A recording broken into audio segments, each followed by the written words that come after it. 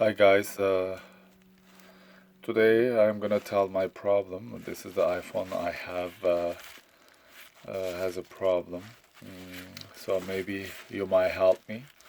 When I when I try to turn on the iPhone, look, I'm gonna press through the power. So as you see, logo comes and suddenly disappears once again.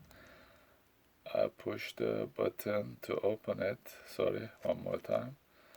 I push to open it.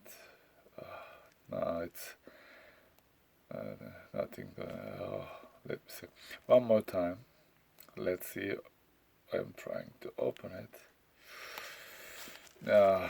Okay, let me do again. I'm pushing the power button. Power button. I am pushing it again. Okay, now it comes the logo, Apple logo, but it doesn't boot. It doesn't go through. So I try everything. I push the power button and home button together to work again, but still it's Apple logo. It comes on the screen, but it doesn't work. So as again, like power button and home button doesn't work. I try everything.